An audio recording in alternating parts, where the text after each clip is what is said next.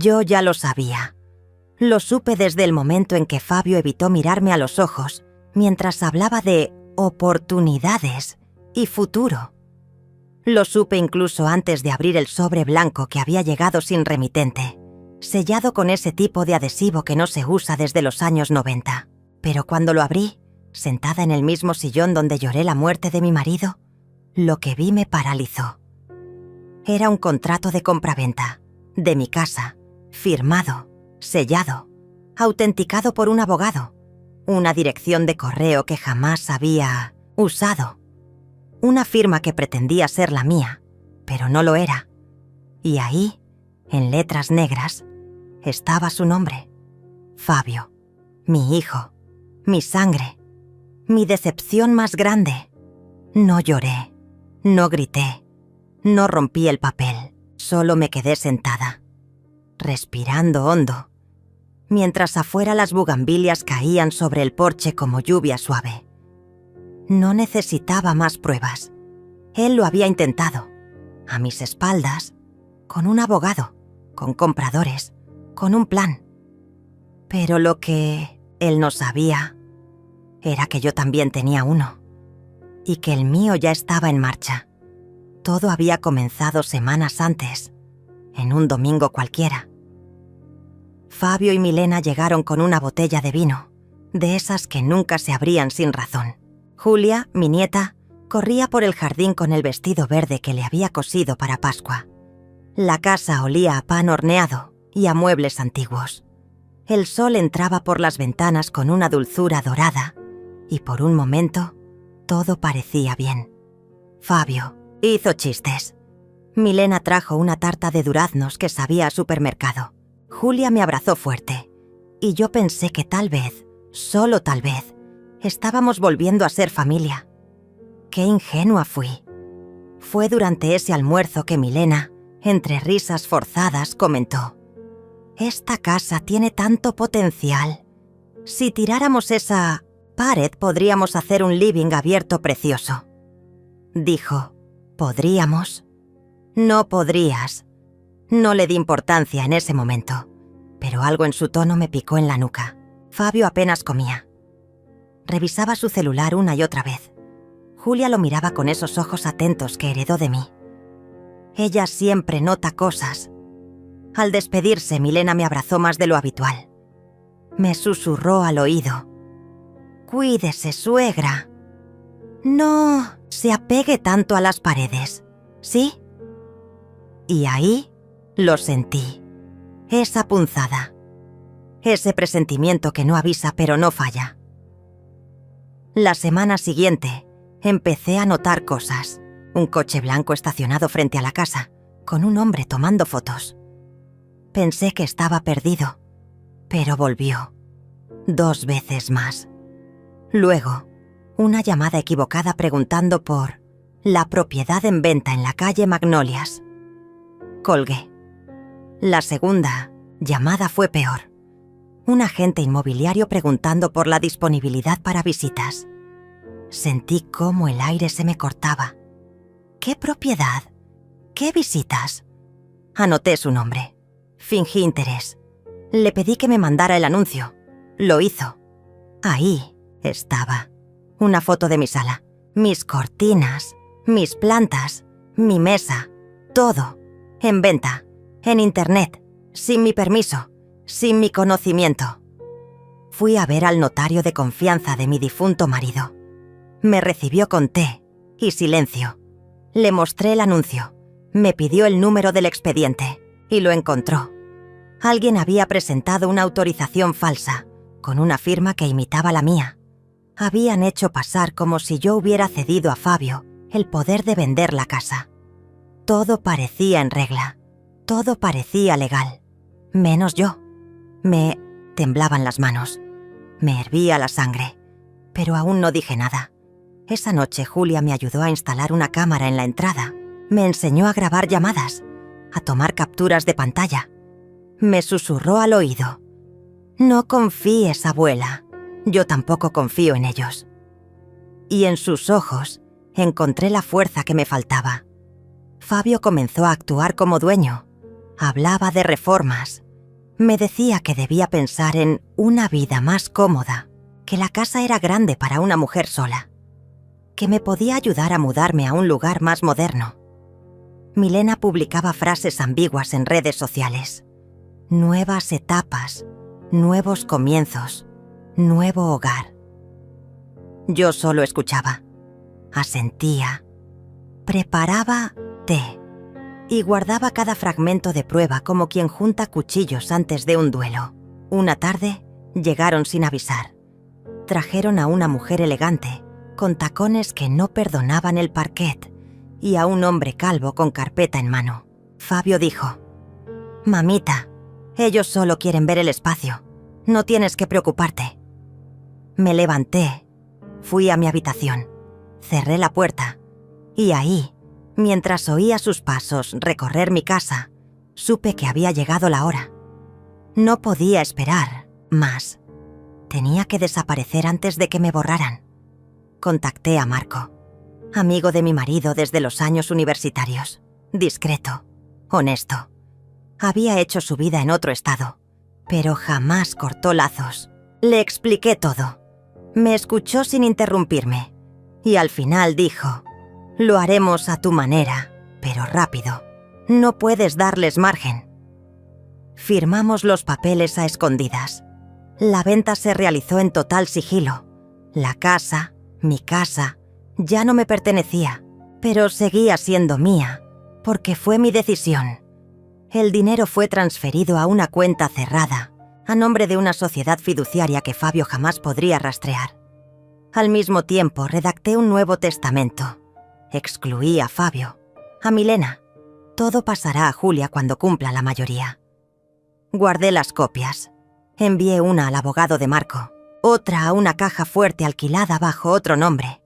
Instalé cerraduras nuevas, cambié contraseñas. Y luego me senté a esperar. Milena empezó a insistir para que viajara. «Un crucero, suegra. Una semanita de descanso». Fabio hablaba de plazos. «El cierre de la venta será a fines de mes, mamá. Vas a ver que todo estará bien». Yo sonreía. Servía café. Jugaba con Julia en el jardín. Pero por dentro yo era una bomba de tiempo. Y esa bomba estalló el día que volvieron con los compradores reales. Ellos, con sus trajes y sus sonrisas de tiburón. Fabio, con cara de victoria anticipada. Milena, con un vestido nuevo. Querían mostrar la casa una última vez antes de firmar. Pero encontraron las persianas bajadas, la puerta cerrada y un letrero: «Propiedad privada, no molestar». Fabio golpeó, llamó, gritó, hasta que Marco apareció, con su sonrisa, tranquila y los papeles en mano. Les explicó que la casa ya no estaba a la venta, que había sido vendida. Legalmente, definitivamente, y que cualquier intento de reversión sería considerado fraude. Fabio gritó, Milena lloró. Los compradores amenazaron con demandar, pero ya era tarde. Todo estaba sellado, documentado, prevenido. Y yo, desde la casa nueva donde Julia pintaba las paredes de su nuevo cuarto, escuchaba la voz de Marco por teléfono diciéndome: «Fue un placer verte ganar, Dalva». Durante los días que siguieron, el silencio de Fabio fue más ruidoso que cualquier grito. No llamó, no escribió, no apareció, pero lo sentí. Sentí su furia hirviendo al otro lado del teléfono que ya no sonaba. Sabía que estaba planeando, que no había terminado, porque Fabio nunca acepta perder.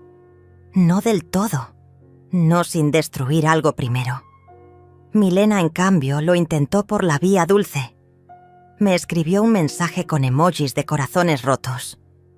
«No sé qué está pasando, Dalva, pero te juro que solo queríamos ayudarte». Lo leí en el supermercado, junto a la sección de tés, mientras Julia elegía un paquete de galletas. No respondí.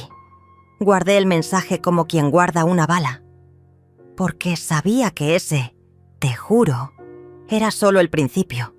Siempre lo es. Me mudé a la casa nueva en una madrugada lluviosa. Marco me ayudó con la mudanza. Solo él y Julia sabían la dirección. Las paredes estaban desnudas. El piso olía a madera recién pulida. Afuera, un árbol viejo se arqueaba como si guardara secretos. Me senté en el suelo con una taza de café y respiré. Por primera vez en semanas, respiré de verdad. Julia me abrazó por detrás y susurró: «Ellos no saben dónde estamos, ¿verdad?». Y yo por primera vez pude responderle con certeza: «No, mi amor, no tienen idea». Pero la calma nunca dura mucho cuando alguien tiene hambre de poder. Fabio no tardó en intentar contactarme. Me dejó mensajes de voz cargados de culpa, de rabia contenida. «¿Cómo pudiste hacerme esto?». «Soy tu hijo, mamá. Te estás dejando llenar la cabeza por Julia». Y esa última frase, esa fue la que me encendió el pecho. Porque si algo no iba a permitir, era que él arrastrara a Julia a su barro. Un día, mientras Julia dibujaba en la cocina, un sobre llegó por debajo de la puerta, sin sello, sin remitente. Dentro había una carta escrita a mano, con tinta negra y rabia disimulada. Fabio decía que había hablado con un abogado, que iba a impugnar la venta, que yo no estaba en pleno uso de mis facultades cuando firmé los papeles. Acusaciones suaves, disfrazadas de preocupación, y al final, una línea que me cortó como vidrio. «No quiero llevar esto a mayores, pero si es necesario, lo haré». Era una amenaza, escrita con caligrafía limpia, de esas que no dejan tinta pero sí cicatriz. No respondí. En lugar de eso volví a ver los videos, las grabaciones, las capturas. Tenía todo: las visitas sin permiso, las publicaciones de Milena, los audios donde Fabio hablaba de la venta como un hecho consumado. No tenía miedo, tenía pruebas. Y eso, en este mundo, vale más que la sangre. Marco me contactó con una abogada especializada en sucesiones y patrimonio. Rafaela, una mujer de voz pausada y ojos que ya habían visto demasiadas injusticias. Le conté todo, desde el almuerzo con vino hasta la carta sin remitente. Me escuchó en silencio y al final dijo: «No vamos a defendernos, Dalva. Vamos a anticiparnos. Vamos a enterrarlos con su propia pala». Y en esa frase encontré la calma que necesitaba. Rafaela redactó una respuesta legal. Seca, precisa, letal. Declaraba mi total capacidad, respaldada por informes médicos. Aportaba documentos notariales, capturas digitales y una grabación donde Fabio decía: «Después de vender, la vieja puede quedarse un tiempito en un departamentito». Esa frase bastó. Rafaela la llamó el clavo en su ataúd jurídico. Yo solo asentí y firmé, cada hoja con la firmeza de quien ya no tiembla. Milena cambió de estrategia. Comenzó a buscarme por Julia. Le escribió correos, le mandó canciones, dibujos, le pedía perdón. Decía que Fabio estaba confundido, pero que ella solo quería paz. Julia no respondió, pero una noche lloró. Me dijo que la extrañaba, que era su madre al fin y al cabo, que no entendía cómo podían cambiar tanto las personas. La abracé en silencio. Le dije que el amor no siempre viene en formas sanas y que parte de crecer era aprender a soltar lo que duele, aunque tenga tu sangre. Fabio, sin respuestas, comenzó su espectáculo. Publicó un video en redes, con música suave de fondo. Decía que estaba preocupado por mí, que mi salud mental se deterioraba, que alguna persona cercana me había manipulado. Hablaba como víctima, como hijo herido. Usaba fotos viejas, de cumpleaños, de navidades. Me mostraba feliz, sonriente. Recibí ese video por WhatsApp de una antigua vecina. «¿Es verdad todo eso, Dalva?», me escribió. Yo no respondí, pero guardé el video. porque eso no era dolor, era evidencia. Rafaela pidió una orden de alejamiento digital. Fabio y Milena ya no podían mencionarme en público sin consecuencias legales. Marco, por su parte, registró cada publicación, cada intento de manchar mi nombre. Era como construir un castillo con ladrillos de mentiras ajenas, sólido, frío, imposible de derrumbar. Y sin embargo, yo no me sentía completamente libre, porque en cada rincón de la casa nueva aún resonaban los pasos de la antigua. A veces soñaba con las paredes blancas manchadas de traición, con la risa de Milena bajando por las escaleras como una serpiente, con Fabio firmando papeles con mi nombre falsificado, y me despertaba sudando, buscando a Julia con desesperación, hasta que una noche la encontré despierta en la sala, sentada con una foto de su infancia. Me miró y dijo: «Abuela, ¿de verdad crees que pueden cambiar?». Y no supe qué responderle, porque la verdad es que no lo sabía, pero sí sabía que yo ya no era la misma. Un día Rafaela me llamó con una voz distinta, más afilada. Me dijo que Fabio había intentado presentar una demanda formal, que había usado documentos antiguos para probar que la casa era suya por derecho moral, que había pedido una pericia sobre mi estado mental y que lo habían rechazado. Todo. El juez ni siquiera admitió la causa. El video emocional, las cartas, la supuesta preocupación, todo fue catalogado como estrategia de presión ilegítima. No tenían nada. Y por fin lo sabíamos todos. Esa tarde preparé té de manzanilla. Planté un poco de menta en el jardín. Y por primera vez en mucho tiempo, no miré mi teléfono. Fabio volvió a escribir. Esta vez, sin máscaras. «No voy a olvidarme de esto, mamá. No se trata de la casa. Se trata de lo que me hiciste sentir». Lo leí. Sonreí. Y lo eliminé. Porque por fin entendí algo. No le dolía haber perdido una propiedad. Le dolía haber perdido el control. Y eso, para alguien como él, es más insoportable que cualquier ruina. No pasó mucho tiempo antes de que Fabio decidiera hacer público su dolor. Comenzó con indirectas. Frases en redes sociales que no mencionaban mi nombre, pero lo susurraban con cada palabra. Cuando la gente que más amas te da la espalda, solo te queda recordar quién eres. Fotos de su infancia, con mi rostro recortado en el fondo. Historias de Instagram con canciones tristes, de esas que buscan consuelo en la compasión ajena. Y lo peor, la cantidad de comentarios que lo apoyaban sin saber nada. «Fuerza, hermano. Las madres a veces no entienden. Te mereces lo mejor». Marco fue quien me mostró las capturas. Yo no tenía redes, pero él rastreaba todo. Me senté con el corazón apretado mientras él deslizaba las imágenes con el dedo. En una publicación, Fabio sostenía una foto de nuestra antigua casa y escribía: «Mi infancia está en venta.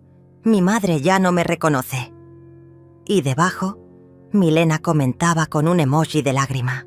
Esa fue la primera vez en mucho tiempo que sentí odio. No tristeza, odio. Por la manipulación, por el show, por la manera en que distorsionaban mi historia para hacerla encajar en la narrativa de víctima. Como si yo fuera una vieja loca que había abandonado todo por capricho. Pero no respondí. Aún no. En lugar de eso comencé a anotar cada fecha, cada publicación, cada palabra exacta. Lo escribía en una libreta de tapas negras con letra pequeña, precisa. Era mi bitácora de resistencia. Un día Marco me preguntó por qué no los denunciábamos ya. ¿Por qué no exponíamos nosotros la verdad? Y le respondí: porque cuando uno se defiende demasiado rápido, parece culpable. Vamos a dejarlos hablar, que cabe en su propio pozo. Julia, por su parte, comenzó a cambiar. Guardaba silencio más seguido. Se encerraba en su cuarto. Una tarde la encontré mirando el perfil de Milena. Tenía los ojos rojos. Me dijo que había visto un video donde su madre decía que ella había sido arrebatada y que la estaban criando con odio. Julia me miró y me preguntó: ¿y si tienen razón? ¿Y si yo me estoy convirtiendo en alguien que no soy? Me arrodillé frente a ella, le tomé el rostro con ambas manos y le dije: el amor no es el que grita más fuerte, es el que se queda cuando todo duele. Y lloramos, juntas, porque a veces no hay otra forma de sanar. Pero no todo era llanto. También había planes. Rafaela preparaba la última jugada. Me pidió revisar mi testamento. Me sugirió dejar instrucciones claras, inquebrantables. Esto no es por ahora, Dalva. Es por cuando ya no estés. Necesitamos blindar tu voluntad. Y así lo hicimos. Cambié beneficiarios. Asigné tutores legales. Incluso grabé un video con fecha y notario donde explicaba mis decisiones con total lucidez. No por paranoia, por prevención. Mientras tanto, Fabio organizó una cena familiar en casa de unos conocidos. Invitó a viejos amigos, parientes lejanos. Contó su versión, con lágrimas, con pausas dramáticas. Me enteré por un primo que aún me quería. Me dijo: Fabio está convencido de que vos estás enferma, que esa chica, se refiere a Julia, te manipula, que vos no fuiste vos cuando vendiste la casa. Y ahí lo entendí todo. No buscaba justicia, buscaba redención pública, que el mundo dijera: pobre Fabio, porque para él el verdadero castigo era quedar como el hijo desagradecido. Un día, Rafaela me llamó. Su tono era distinto, más serio. Me dijo: lo intentaron de nuevo. Fabio presentó una nueva solicitud, esta vez con testigos. Pregunté quiénes. Me dijo los nombres, vecinos antiguos, una enfermera que me había atendido años atrás, una amiga de Milena. Todos declaraban que me veían distinta, confundida, triste. Me reí. Sí, estaba triste, pero no por enfermedad, por traición. Rafaela presentó las grabaciones, los informes médicos, el testimonio del notario, incluso un video donde Fabio decía en broma: si mi vieja no afloja, vamos a tener que encerrarla en una residencia y firmar por ella. Rieron. Milena lo grabó. Y se lo mandó a una amiga. Lo recuperamos. Fue el golpe final. El juez desestimó la solicitud. Otra vez. Y sin embargo, Fabio no paró. Llegaron flores a mi casa, con una tarjeta: para la mejor madre de tu hijo que te extraña. No había firma, pero conocía esa letra. El florero me pareció una trampa, como si llevara un micrófono oculto. Lo tiré a la basura sin abrir. Después llegaron cartas manuscritas, con recuerdos. ¿Te acordás del pan casero que hacías los domingos? Nunca voy a olvidar cuando me cuidaste con varicela. Buscaba mi debilidad, apelaba a mi culpa. Pero yo ya no era la misma, mujer que cocinaba pan con las manos temblorosas. Una noche Julia me pidió leerme algo. Era una carta que ella había escrito, pero nunca enviado. Era para Milena. Decía: mamá, no sé en qué te convertiste. A veces te sueño como eras antes.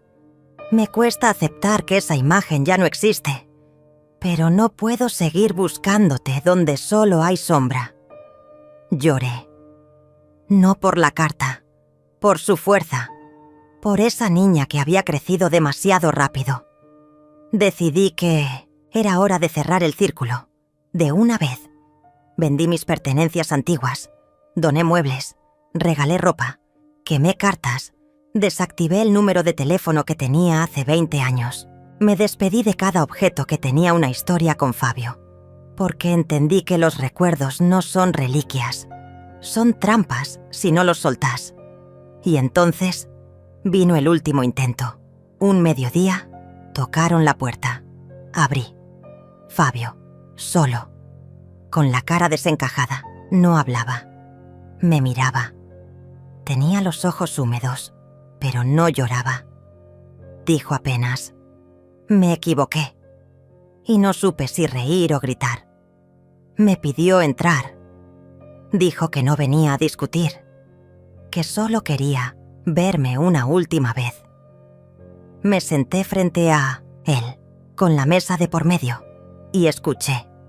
Me habló de su infancia, de las veces que lo reté, de cómo se sintió ignorado, invisible. Me dijo que solo quería que lo vieran, que lo reconocieran, que Milena lo amaba, pero no lo respetaba, que Julia era lo único bueno que había hecho, que si me odiaba era porque me necesitaba. Y entonces me pidió perdón. No por la casa, no por las mentiras, por haberme hecho sentir sola. No respondí. Me levanté. Fui hasta la puerta.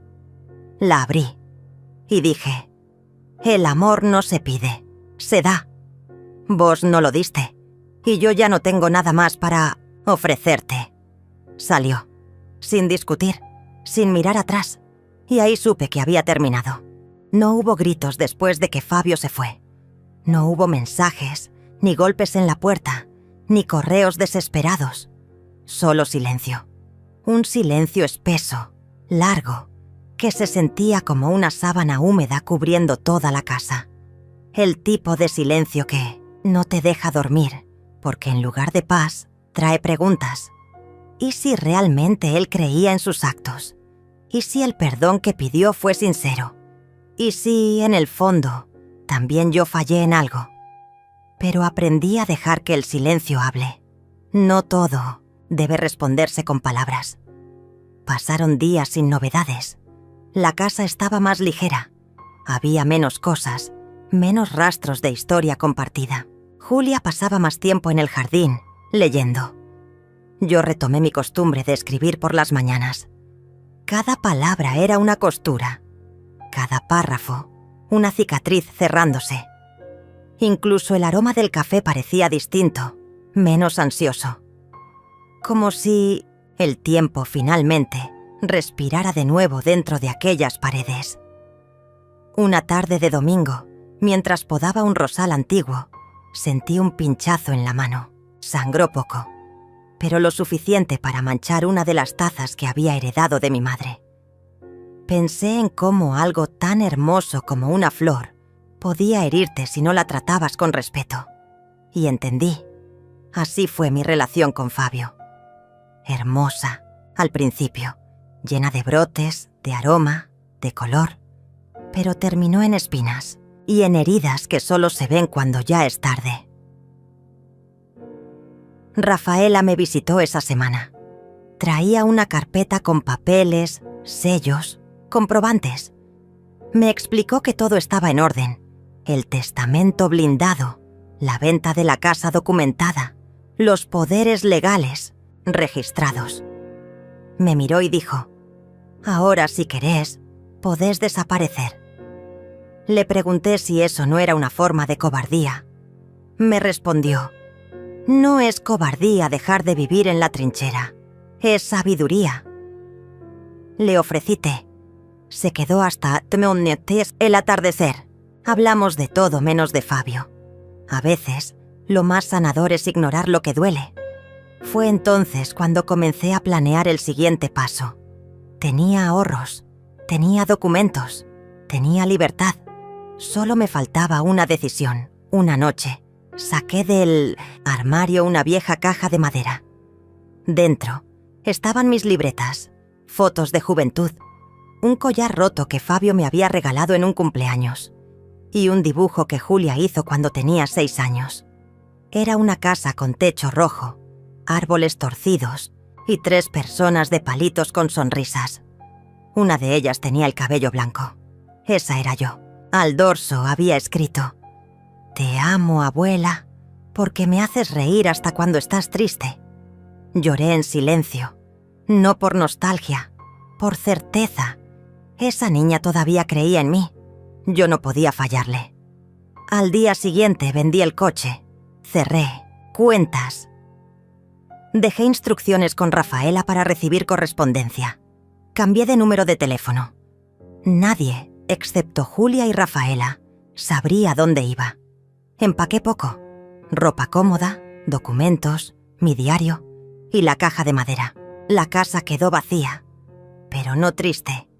La tristeza estaba en las cosas que ya no estaban, en lo que decidí no llevar. Cuando cerré la puerta por última vez, respiré hondo. El aire olía a madera vieja y promesas cumplidas. No lloré. Solo giré la llave y la dejé sobre el umbral, como quien entrega una historia a la tierra. Me mudé a un pueblo costero, lejos, pequeño, de calles de piedra, mar bravio y gente que no pregunta tanto. Renté una casita frente a un acantilado.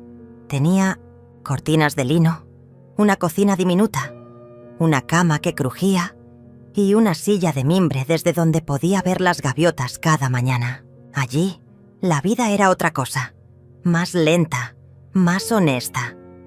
Julia me visitaba los fines de semana. Había decidido quedarse en la ciudad para terminar la secundaria. Se quedaba 2 días, traía pan casero, películas antiguas y cuentos que yo no conocía. Hablábamos poco de lo que pasó, pero una noche, mientras mirábamos una tormenta desde la ventana, ella dijo: «Mamá sigue escribiéndome, me manda regalos», pero no le contesto. Le pregunté si eso la hacía sentir mejor. Respondió: «Me hace sentir viva, porque ahora yo decido a quién dejo entrar». A veces me sentía culpable, como si al haber cortado los lazos también me hubiera convertido en alguien dura, inaccesible. Pero cada vez que esa culpa asomaba, recordaba el rostro de Fabio, el día que se marchó. No por venganza, sino como recordatorio. Hay quienes solo respetan cuando ya no estás. El pueblo me abrazó sin saber mi historia. En la tienda me decían «la señora del acantilado». En la feria me guardaban higos. En la biblioteca me ofrecieron ayudar a clasificar libros viejos. Nadie me preguntó si tenía hijos. Nadie necesitaba saberlo. Rafaela me escribía cada tanto. Me contaba novedades legales. Me enviaba resúmenes de movimientos sospechosos. Al parecer, Fabio había intentado otra jugada. Presentó una denuncia alegando que Julia estaba retenida contra su voluntad. La jueza desestimó la causa en minutos, pero el intento hablaba de algo más profundo. Su obsesión. Un día, recibí una postal sin remitente. Solo decía: «Donde estés, espero que seas feliz, aunque no te lo merezcas». No dudé de quién la envió. No me asustó. Me dio lástima. La quemé en la estufa. Las palabras no duelen si no les das techo. Empecé a escribir mi historia, no como testimonio, como memoria, página por página. No para denunciar, sino para dejar constancia. Tal vez, algún día, Julia querría saber cómo sobreviví. Cómo aprendí a respirar de nuevo sin que me doliera cada bocanada. Una mañana, mientras caminaba por la playa, encontré una piedra con forma de corazón. La guardé. La puse sobre mi mesita de noche. No como símbolo de amor, sino como recuerdo de que incluso las cosas más duras pueden tener belleza. Mi vida ya no era grandiosa, era simple, pero era mía. Y aunque el pasado susurrara a veces desde los rincones, aprendí a no responderle. La mañana en que todo cambió, empezó con olor a pan tostado y brisa salada. El sol entraba por la ventana de la cocina como un visitante amable, iluminando los manteles de lino y las tazas que Julia había comprado en el mercadito del puerto. Estaba sola. Julia no vendría ese fin de semana. Tenía un campamento con la escuela y yo había prometido que aprovecharía para descansar. No sabía que el descanso tenía otros planes. A las 10:15 tocaron la puerta. 2 golpes suaves, como de alguien que duda. Asomé desde la cortina. Una figura femenina, cabellos grises recogidos, bolso de cuero cruzado en el pecho. No la reconocí de inmediato, pero había algo en su postura, en la forma en que miraba la casa, que me erizó la piel. Abrí la puerta despacio. ¿Dalva? Su voz fue un eco del pasado. ¿Alexa? Ella asintió con una sonrisa quebrada. Alexa, mi mejor amiga durante 30 años, testigo de mis bodas, mis partos, mis miedos. Nos habíamos distanciado hacía casi una década, después de una discusión absurda provocada por un malentendido con Fabio. Nunca volvió a buscarme. Yo nunca llamé. Pero ahí estaba, de pie frente a mí, con los ojos húmedos y una carta en la mano. No sabía si debía venir, pero creo que vos necesitas saber algunas cosas. La invité a pasar. Sus pasos eran inseguros, como quien camina sobre terreno sagrado. Miraba cada rincón de la casa con nostalgia, aunque nunca había estado ahí. Le serví té. No pregunté cómo me había encontrado. Ella habló primero. Fabio me contactó hace un mes. Me pidió ayuda. Dijo que estabas enferma, que habías perdido la razón, que necesitabas un tutor legal. Pausó, tragó saliva. Al principio le creí. Después, algo no me cerraba. Así que decidí buscarte por mi cuenta. No supe qué decir. Alexa había sido como una hermana. Y, al mismo tiempo, la última persona con la que imaginé discutir mi sanidad mental. ¿Por qué ahora? Porque me siento culpable. Porque me tragué sus mentiras por años. Porque te fallé, Dalva. Y cuando me di cuenta de lo que estaba haciendo, ya era tarde. Saqué de un cajón la carpeta con los documentos que Rafaela me había preparado. Se los mostré. Testamento, escrituras, informe médico, copias de chats. Alexa los revisó con atención. Sus manos temblaban. No solo te quería sacar la casa. Quería que todos creyéramos que estabas loca. Iba a internarte. La palabra golpeó como un trueno. Internarte. De pronto todas las piezas encajaron. Las actitudes de Fabio, sus gestos medidos, las llamadas perdidas, el tono condescendiente. No quería solo mi casa. Quería silenciarme, anularme, convertirme en un fantasma legal para luego quedarse con todo. Y lo peor, casi lo logra. Alexa lloró. Yo no. Ya no me quedaban lágrimas para eso. Solo una certeza creciente. Tenía que hacer algo más. Algo definitivo. Le pedí que se quedara unos días. Aceptó. Compartimos cenas en silencio. Caminatas por el acantilado. Charlas de madrugada con mantas sobre las piernas. Redescubrimos una amistad que había estado dormida, no muerta. Alexa trajo consigo una libreta de notas. Había registrado todas las conversaciones que tuvo con Fabio, incluso algunas grabaciones. Me las entregó. Pruebas, evidencias, no para llevarlo a juicio. No buscaba cárcel, buscaba cerrar la historia. Mientras tanto, en la ciudad, Fabio publicaba mensajes en redes sociales. Decía que yo lo había abandonado, que Julia estaba secuestrada, que Alexa había sido manipulada.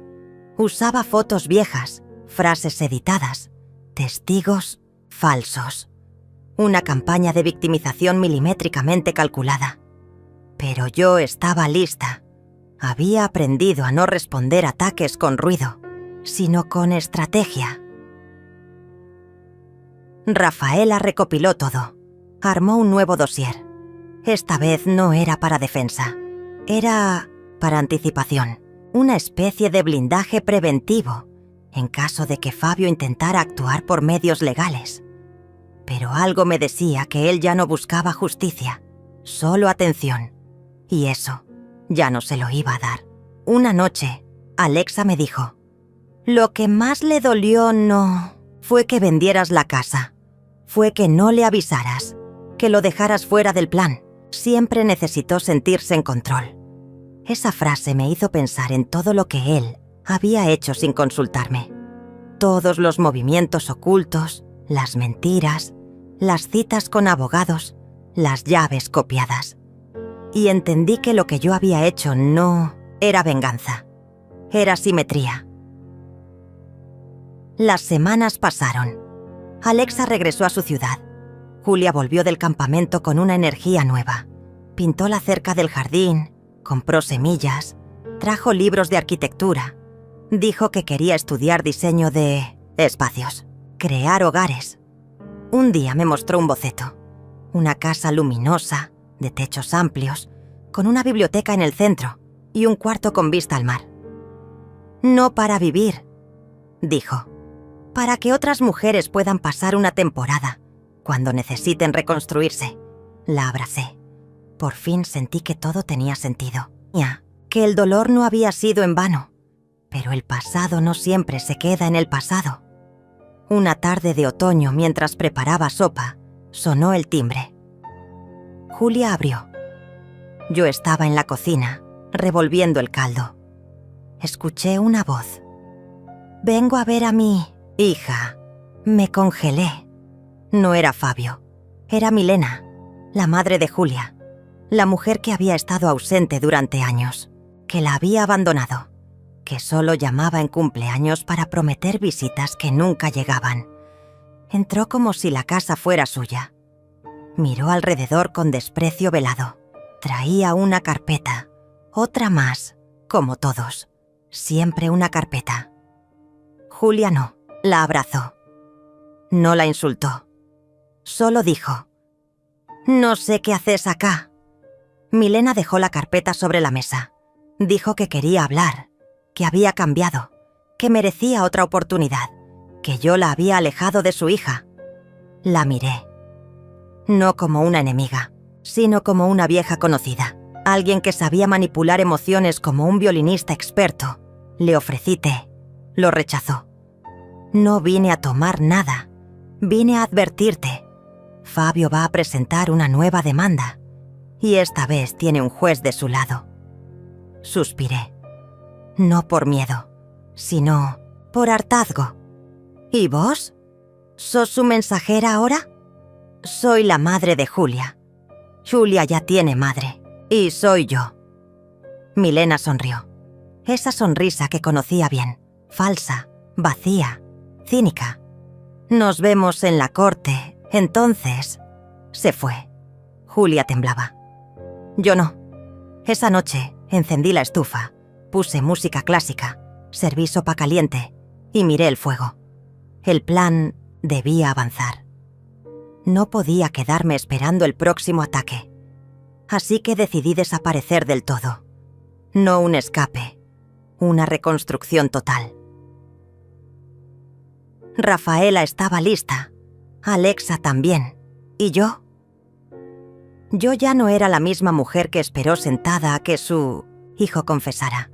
Era otra, una que sabía cómo volver invisible, sin perderse. La noche en que decidí desaparecer, el viento soplaba con una fuerza inusitada, como si la naturaleza misma presintiera mi determinación.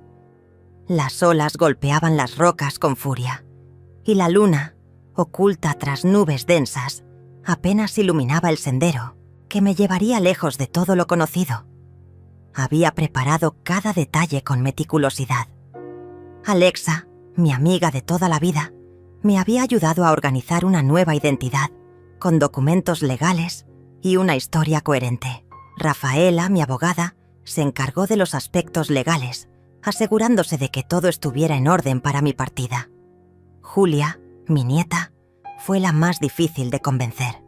Su mirada llena de preguntas y su voz temblorosa al decir «¿Por qué, abuela?», aún resuenan en mi mente.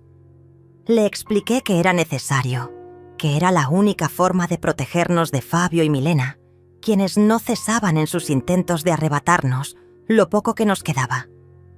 Partí sin despedidas, dejando atrás una casa vacía pero llena de recuerdos. Me establecí en un pequeño pueblo costero, donde el mar tenía un tono diferente y las gaviotas cantaban melodías desconocidas. Allí comencé una nueva vida, lejos del pasado que tanto dolor me había causado. Pasaron los meses, y aunque la tranquilidad reinaba en mi nuevo hogar, no podía evitar pensar en Julia.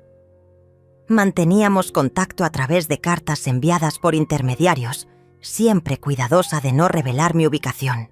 Ella me contaba sobre sus estudios, sus nuevos amigos, y cómo la casa había sido transformada en un refugio para mujeres en situaciones difíciles, tal como habíamos soñado. Un día recibí una carta diferente. La letra era conocida, pero el contenido me heló la sangre. Fabio había sido arrestado por fraude y falsificación de documentos. Milena, por su parte, enfrentaba cargos por complicidad y abuso de confianza. Al parecer, sus acciones finalmente habían tenido consecuencias legales. La noticia me dejó con sentimientos encontrados.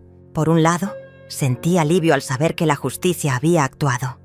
Por otro, una profunda tristeza por lo que pudo haber sido y no fue. Fabio, mi hijo, había elegido un camino oscuro, y aunque intenté ayudarlo en múltiples ocasiones, su ambición y egoísmo lo llevaron a su perdición. Decidí regresar, no para quedarme, sino para enfrentar los fantasmas del pasado. Volví a la casa, ahora convertida en un lugar de esperanza para muchas mujeres. Julia me recibió con lágrimas en los ojos y un abrazo que parecía querer borrar todos los años de ausencia. Juntas, caminamos por los pasillos, recordando momentos felices y tristes. Me mostró las mejoras que había hecho, cómo cada habitación tenía un propósito y cómo las mujeres que allí residían encontraban consuelo y fuerza para seguir adelante. Antes de partir nuevamente, dejé una carta para Fabio, en la que expresaba mi amor incondicional y mi esperanza de que algún día encontrara la redención. No sé si la leerá, pero necesitaba escribirla, cerrar ese capítulo de mi vida. Regresé a mi refugio junto al mar, con el corazón más ligero y la certeza de que, a pesar de todo, había hecho lo correcto. La vida me había enseñado que, incluso en medio de la tormenta, siempre hay una luz que guía nuestro camino. Y yo, finalmente, había encontrado la mía. Cuando regresé a la costa, el cielo estaba cubierto por nubes pesadas que no terminaban de llorar. El viento arrastraba olor a sal y promesas rotas. En mi pequeña casa blanca, donde cada rincón había sido cuidadosamente amueblado con el silencio, que tanto me había costado conseguir, me senté frente al ventanal con una taza de té caliente entre las manos. Aquel día había marcado un antes y un después. Había regresado, había mirado a Julia a los ojos, había sentido su abrazo de reencuentro y al mismo tiempo me había despedido de todo lo que alguna vez llamé hogar.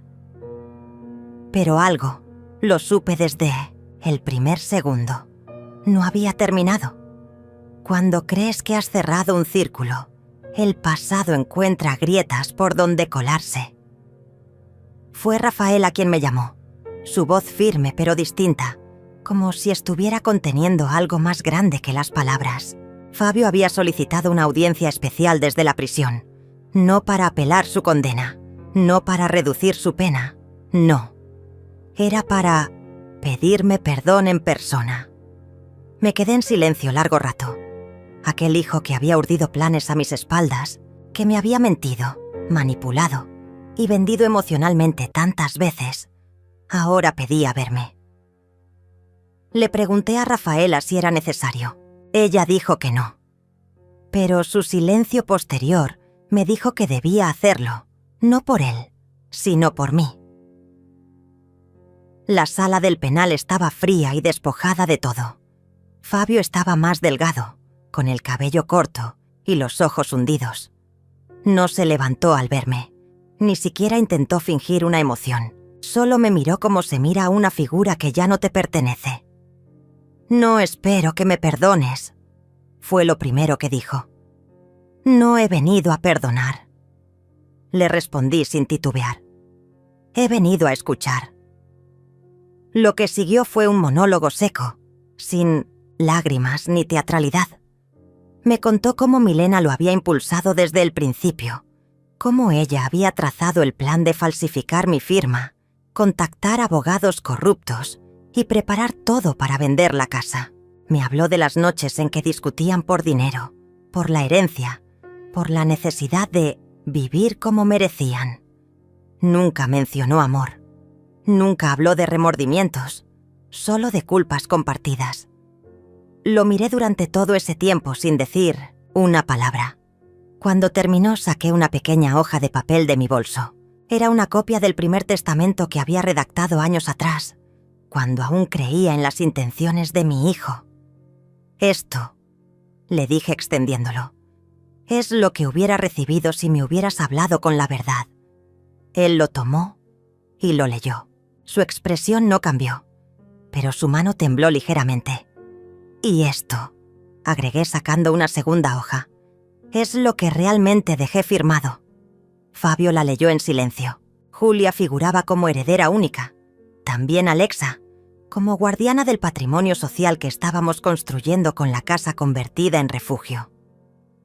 Fabio no aparecía, ni siquiera como nota al pie. «Es justo», dijo finalmente. «No vine por eso». Me levanté. «No, viniste porque no tienes más a dónde ir». Y salí de allí sin mirar atrás. Esa noche la tormenta rompió sobre la costa con una fuerza que hacía años no sentía. El mar se agitaba como si cargara con mi rabia, con mi dolor, con cada palabra no dicha. Me senté junto al fuego, con Alexa al otro lado del salón, leyendo en silencio. Julia dormía en el cuarto de huéspedes. Había venido a visitarme por unos días. Necesitaba respirar lejos de la ciudad, lejos del juicio público, de la prensa que ahora perseguía cada detalle del caso. Milena había desaparecido. Había salido del país antes de la orden de detención, y aunque la Interpol la buscaba, su paradero era incierto. Rafaela me había dicho que era cuestión de tiempo. Yo sabía que ella no volvería. Las personas como Milena no se enfrentan a las consecuencias. Se disuelven, se diluyen en otros nombres, otras caras. Una mañana, mientras caminaba por la playa con Julia, ella me contó que había recibido una carta de su padre desde la cárcel. No sabía si contestarla. Yo no le di consejos. Solo le dije que hiciera lo que su corazón dictara, que el rencor se convierte en lastre si no se libera, pero también que el perdón no es una obligación. «Abuela», me dijo ella deteniéndose frente al mar, «si algún día tengo una hija, quiero contarle tu historia». La miré con los ojos llenos de mar y le sonreí. Cuéntasela con todos, sus silencios, porque eso fue lo que me salvó.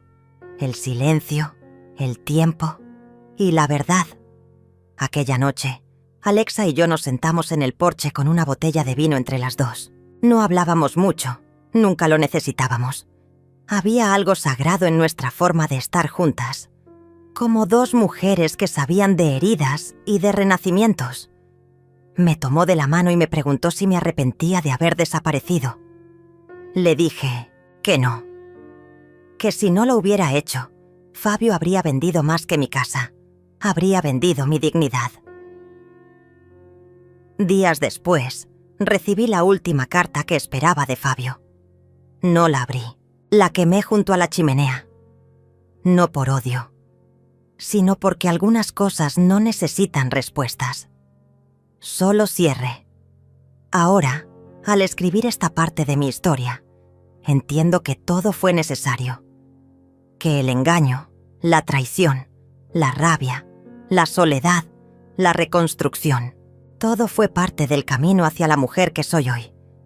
Una mujer libre, invisible si lo desea, poderosa cuando hace falta y profundamente fiel a sí misma. El mar sigue rugiendo allá afuera, pero ya no me asusta, porque he aprendido que incluso la ola más violenta termina por retirarse. Durante los días siguientes a la última carta que quemé, el tiempo en la costa comenzó a transformarse. Era como si cada amanecer viniera a confirmar que yo ya no pertenecía al pasado, sino al presente que había construido con tanto cuidado. El aire tenía otra textura. El silencio no pesaba, acariciaba. Y mi casa respiraba conmigo. Convertirla en un refugio no había sido una decisión impulsiva. Había sido un acto de redención, no solo para mí, para muchas mujeres que, como yo, habían sido despojadas sin ruido, manipuladas por dentro y luego descartadas como muebles viejos. Alexa fue quien me ayudó a crear el primer círculo. Conocía a tantas mujeres que vivían invisibles, algunas en su misma calle. Viudas, divorciadas, abandonadas por hijos que solo regresaban cuando necesitaban firmar algo. Mujeres con historias, silenciadas, con cicatrices que ya nadie preguntaba. Una tarde Julia llegó con su cámara. Quería documentar todo, no con fines de exhibición, sino como un legado. Dijo que había algo sagrado en cada rincón de la casa, en las tazas desiguales, en las cortinas cosidas a mano, en los retratos antiguos que colgaban sin marco. Que cada objeto tenía una historia que debía contarse. Le permití grabar. Le conté lo que significaba esa casa para mí. Cómo la había limpiado de fantasmas, uno por uno. Cómo había vuelto a afamar mis propias paredes. Mientras ella filmaba, Alexa organizaba el primer encuentro. Lo llamamos el Círculo de la Llave. Cada mujer que llegaba recibía una copia simbólica de una llave antigua. No habría ninguna puerta física. Pero habría algo más importante: la sensación de pertenencia. Nadie hablaba al principio. Solo nos mirábamos. Tomábamos té. Comíamos en silencio. Hasta que una, sin avisar, comenzaba a contar. Recuerdo especialmente a Teresa, una mujer de pelo blanco y voz temblorosa, que había pasado años encerrada en su propia casa, convencida por su hijo de que el mundo era demasiado peligroso para ella. No había salido ni al mercado. Él manejaba todo: sus cuentas, sus medicamentos, incluso sus amistades. Cuando murió, ella se dio cuenta de que no tenía idea de cómo usar un cajero automático. Volví a nacer con 73 años, nos dijo. Y esta es mi primera salida sola en casi 2 décadas. Lloramos todas. No por pena, por reconocimiento. Julia, mientras tanto, seguía grabando. Su proyecto tomó forma. No era solo un documental, era una prueba, un testimonio de que la reconstrucción era posible, pero también una advertencia. Los abusos domésticos emocionales no siempre gritan, a veces susurran. Y esos son los más difíciles de desenmascarar. Un día, mientras colgábamos nuevas cortinas en el salón común del refugio, Julia me miró desde el taburete donde estaba parada y me preguntó si había perdonado a Fabio. No respondí de inmediato. El perdón es una palabra difícil, casi tan pesada como el rencor. Creo que me perdoné a mí misma, le dije al final, por haberlo criado sin enseñarle el límite, por haber aguantado demasiado, por haber callado cuando debía hablar. Eso sí lo perdoné. Lo otro, no lo sé. No sé si quiero. Ella asintió sin decir nada más. Rafaela seguía enviándome actualizaciones del caso. Milena aún no aparecía. Habían encontrado rastros suyos en Portugal, luego en Turquía. Parecía una sombra, imposible de atrapar. Pero ya no importaba. Su poder había desaparecido en el momento en que yo recuperé el mío. Un viernes por la mañana, mientras preparábamos café para las nuevas residentes, recibí una carta certificada. Venía del juzgado. Me temblaron las manos al abrirla. No por miedo, sino por la memoria del miedo. Dentro había una resolución oficial. Fabio renunciaba formalmente a cualquier derecho de apelación, a cualquier intención futura sobre mis bienes. Lo había firmado en presencia de su abogado público, con testigos. Era una forma legal de decir: ya no quiero nada. Lo leí. varias veces. Alexa, que había visto mi expresión, se acercó y me preguntó qué decía. Se lo mostré en silencio. «¿Qué vas a hacer?», me preguntó. «Voy a archivar esto», le respondí. «En un cajón que no abro nunca». Y eso hice. Esa noche, Julia presentó su documental ante un pequeño grupo en el centro comunitario del pueblo. Lo proyectamos en una pared blanca, con las ventanas abiertas y el sonido del mar como banda sonora accidental. Algunas de las mujeres que aparecían en él estaban presentes. Se veían a sí mismas con ojos nuevos, como si finalmente fueran vistas no solo por la cámara, sino por el mundo. Cuando terminó, hubo un largo silencio. Nadie aplaudió, no por indiferencia, sino porque las emociones no siempre caben en gestos tradicionales. Una mujer se levantó y dijo: «Yo también fui olvidada por mi hijo, pero hoy me reconozco en ustedes». Y entonces, sí, hubo aplausos, largos, sinceros. Julia vino hacia mí.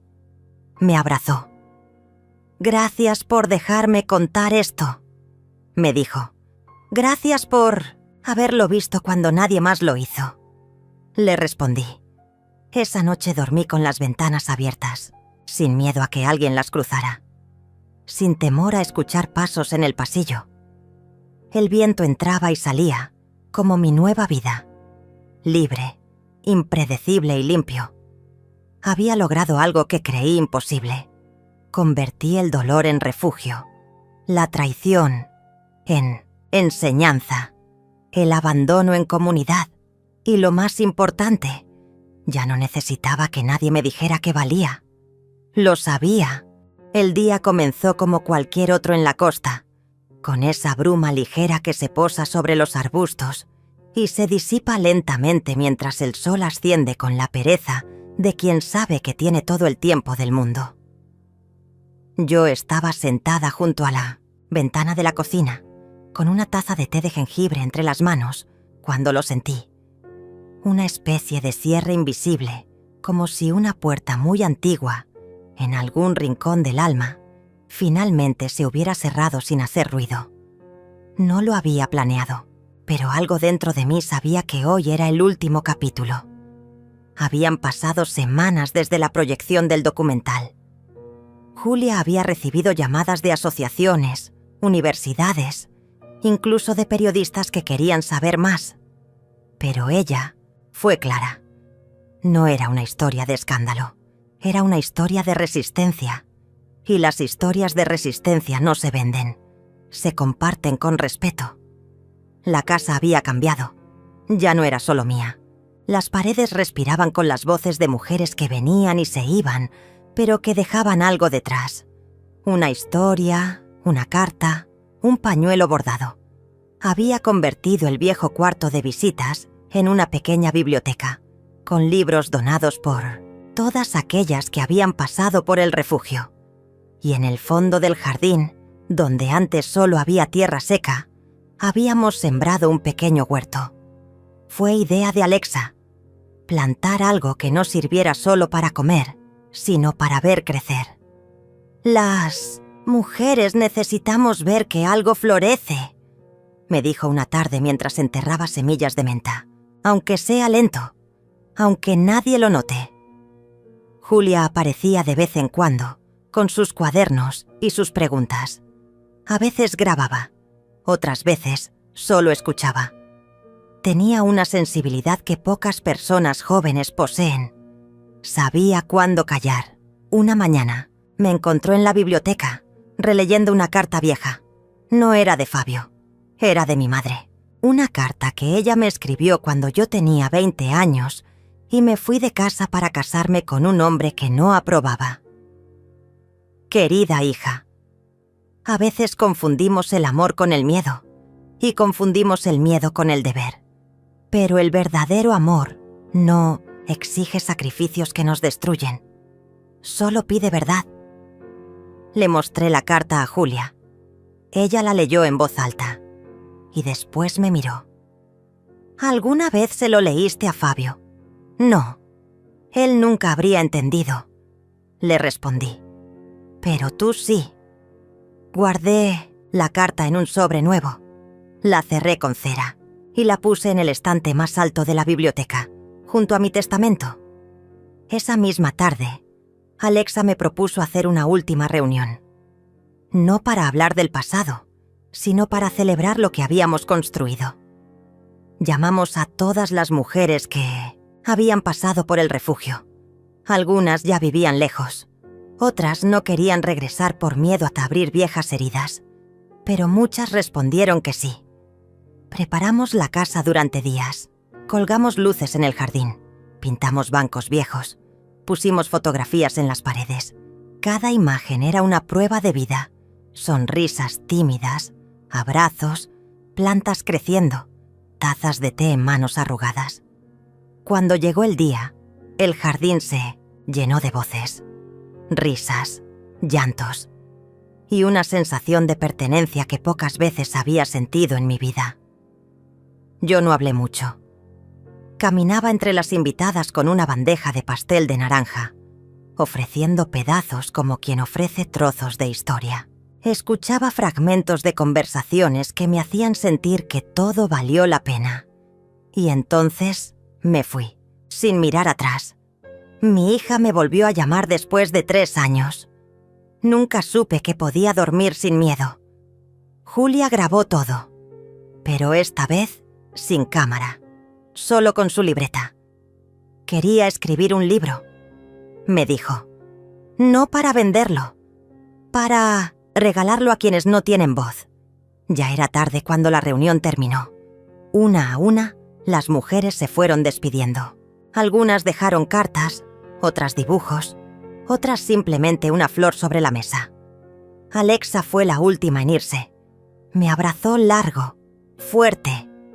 Te encontré en un video, Dalva, pero ahora te llevo en la sangre. Yo no me salvé sola. Le dije, me salvaron ustedes. Con cada historia, con cada silencio compartido. Esa noche no dormí. Me senté frente al jardín y observé la luna moverse lentamente sobre las ramas. Pensé en Fabio, en Milena, en todo lo que se llevaron, en todo lo que no pudieron quitarme. Pensé en Julia, en Alexa, en Teresa, en cada mujer que había cruzado esta casa con el alma herida y se había marchado con los ojos más abiertos. Pensé en mí y entonces supe lo que debía hacer. Me levanté. Fui a la biblioteca. Saqué el sobre con la carta de mi madre. Lo abrí, leí una última vez sus palabras y luego, sin temblar, lo quemé en el fogón de la cocina. No como rechazo, sino como liberación. Después apagué mi teléfono. Desconecté el wifi, cerré las cortinas y por primera vez en años me senté a escribir algo solo para mí, una carta sin destinatario. Hoy dejé de esperar que alguien se disculpe. Hoy me liberé del deseo de justicia externa, porque ya la obtuve. La justicia que importa es la que se siente en el pecho cuando te miras al espejo y no bajas la mirada. Guardé esa carta en el mismo estante donde antes había estado el testamento. Al día siguiente salí al jardín con una taza de té. Me senté junto al huerto. El sol ya había calentado la tierra y entre las hojas de menta vi una mariposa posarse con una calma tan perfecta que parecía coreografiada. Sonreí. No había final feliz. Había algo mejor. Un nuevo comienzo. Y en ese comienzo, nadie más tocó mi nombre. Ni mi casa, ni mi paz.